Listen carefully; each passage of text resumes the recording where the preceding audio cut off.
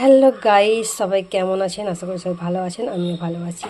তো খুব সহজে ডিমের তরকারি বানাতে গিয়ে আলুটা এতটাই সেদ্ধ হয়ে গেছে, দেখতেই পাচ্ছেন যে আলুটা ঝরে ঝরে পড়ে যাচ্ছে। এটা নতুন আলু, আমি বুঝতে পারি না যে এত তাড়াতাড়ি সেদ্ধ হয়ে যাবে। তো এটাকে আমি হালকা করে ভেজে নেবো এই আলুটাকে। আর ডিমের তরকারি বানানোর জন্য খুব সহজে, তো এই দেখুন এখানে পেঁয়াজ, টমেটো, রসুন, আদা আর কয়েকটা ডিম সেদ্ধ করে নিয়েছি। আর এর মধ্যে আমি কয়েকটা লঙ্কা কুচিয়ে দেবো। এই যে কাঁচা লঙ্কা দেখতে পাচ্ছেন, এই কটা আমি কুচিয়ে দেবো। তো আলুটা আমি অফ ক্যামেরায় ভেজে নেব। তো এদিকে দেখুন মশলা নিয়েছি, হলুদ গুঁড়ো, লঙ্কা গুঁড়ো, চিনি, এলাচের গুঁড়ো আর নুন। এদিকে আলুটা হালকা করে ভেজে নিয়েছি, বেশি ভাজা যাচ্ছে না। আর এদিকে আমি ডিম ভেজে নিয়েছি, আদা রসুন গ্রেট করে নিয়েছি। এবার আমি কড়া বসিয়ে দিয়েছি, কড়াই আমি তেল দেবো। তো আমি তেল, শুকনো লঙ্কা আর পাঁচফোড়ন দিয়ে দিয়েছি। এবার আমি পেঁয়াজগুলো তুলে দেবো।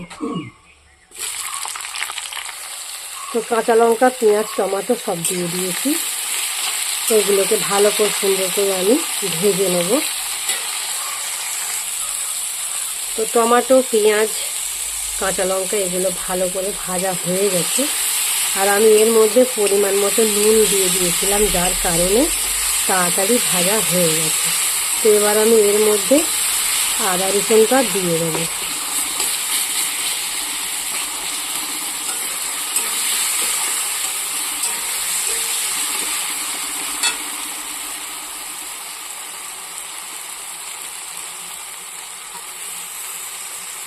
আদা রসুনটা দিয়ে দিলাম, এর মধ্যে মশলাটাও দিয়ে দিচ্ছি।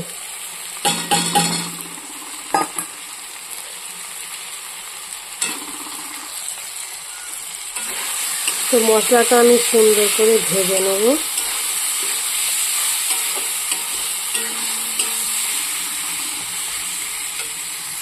তো মশলাটা সুন্দর করে ভাজা হয়ে গেছে, দেখতেই পাচ্ছেন।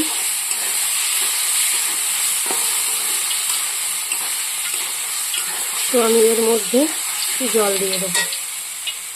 যেহেতু সেদ্ধ করা আলু, সেদ্ধ করে ডিম ভেজে রেখেছি, তো ঝোলটা একটু ফোটার পরে আমি এর মধ্যে আলু দেবো আর ডিমও তুলে দেবো।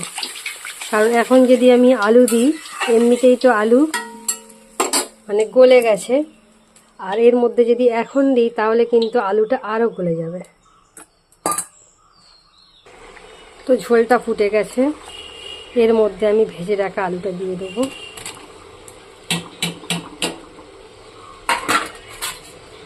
আর এই যে ডিম ভেজে রেখেছি এগুলোও দিয়ে দেবো।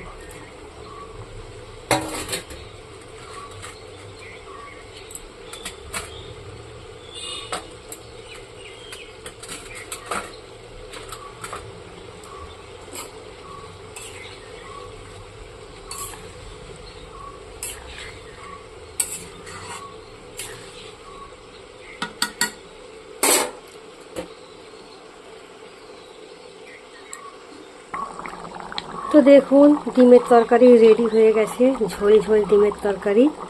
আর এই দেখুন আমি একটু লেবুর রস দিচ্ছি, আমার খুব ভালো লাগে লেবুর রস দিয়ে যে কোনো তরকারি খেতে। তো এটাকে আমি এবার একটা পাত্রে নামিয়ে নেব। তো এতটাই আমি ঝোল রাখবো, কারণ আমরা আর অন্য কিছু করব না, ডাল করব না।